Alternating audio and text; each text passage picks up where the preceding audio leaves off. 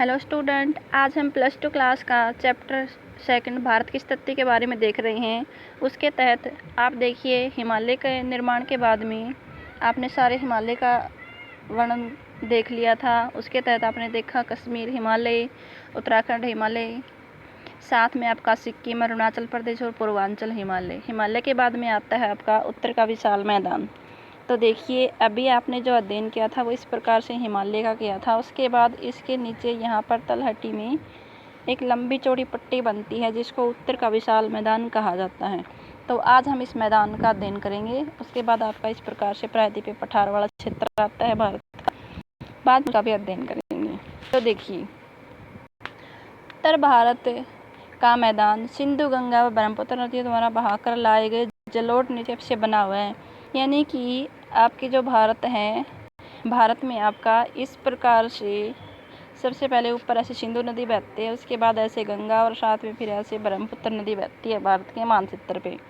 तो ये वाला सारे का सारा क्षेत्र है, इसके अंदर जलोढ़ के जम जाने से उत्तर के विशाल मैदान का निर्माण हुआ है। इस मैदान की पूर्व से पश्चिम लंबाई जो है वो 3200 किलोमीटर है।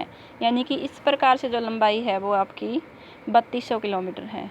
इसकी औसत चौड़ाई जो है वो 150 से लेकर 300 किलोमीटर तक है। यानी कि ऐसे जो चौड़ाई वाला क्षेत्र होगा वो आपका 150 से लेकर 300 किलोमीटर तक फैला हुआ है।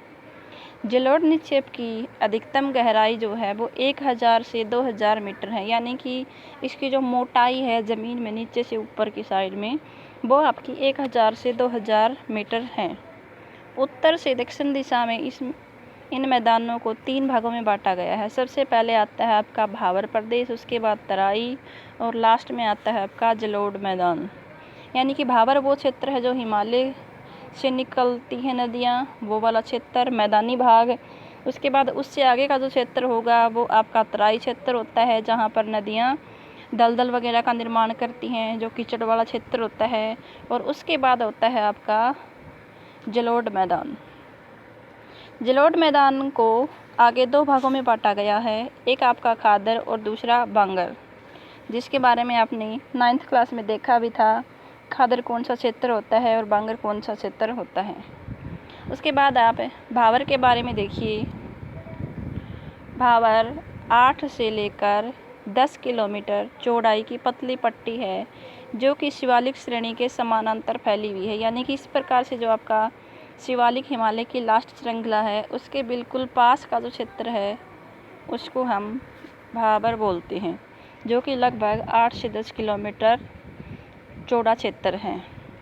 इसके परिणाम स्वरूप हिमालय पर्वत श्रेणियों से बाहर निकलती नदियाँ यहाँ पर भारी जलभार जैसे कि बड़े सैल और गोलासन यानी कि छोटे आकार के पत्थर और कभी कभी स्वयं इसी में लुप्त हो जाती है।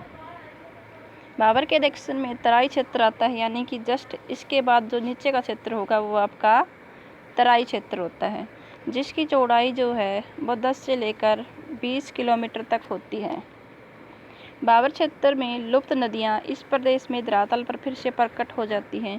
यानी कि जो नदियाँ मैदानी भागों में प्रवेश करती हैं और आपके कंकर पत्थर था वगैरह में विलीन हो जाती हैं, बाद में यही नदियाँ यहाँ पर आपके फिर से दिखाई देना शुरू हो जाती हैं, तो वो आपका तराई क्षेत्र होता है। क्योंकि इनकी निश्चित वाहनिकाएँ नहीं होती, ये क्षेत्र अनूप बन जाते हैं, इसीलिए इसे तराई कहा जाता है। ये क्षेत्र प्राकृतिक वनस्पति से ढका रहता है और विभिन्न प्रकार के वन्य प्राणियों का घर भी होता है। यानी कि यहाँ पर प्राकृतिक वनस्पतियाँ वगैरह है ना, वो काफ़ी ज़्यादा पाई जाती हैं। दलदल वाला क्षेत्र होता है और वहाँ पर वन्य प्राणियों के घर भी काफ़ी अधिक पाए जाते हैं।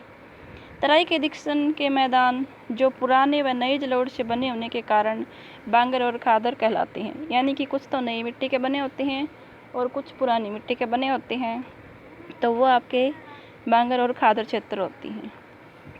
इस मैदान में नदियों की प्रौढ़ अवस्था में बनने वाली अपरदनी और निक्षेपण स्थलाकृतियाँ जैसे कि बालूरोधिका, विसर्प, गोखुर झील और गुम्फित नदियाँ पाई जाती हैं। ब्रह्मपुत्र घाटी का मैदान तटीय नदी द्वीप और बालू अधिकाओं की उपस्थिति के लिए जाना जाता है। यहाँ ज़्यादातर क्षेत्र में समय समय पर बाढ़ आती रहती है। नदियाँ अपना रास्ता बदल के गुम्फित वाहिकाएँ बनाती रहती हैं।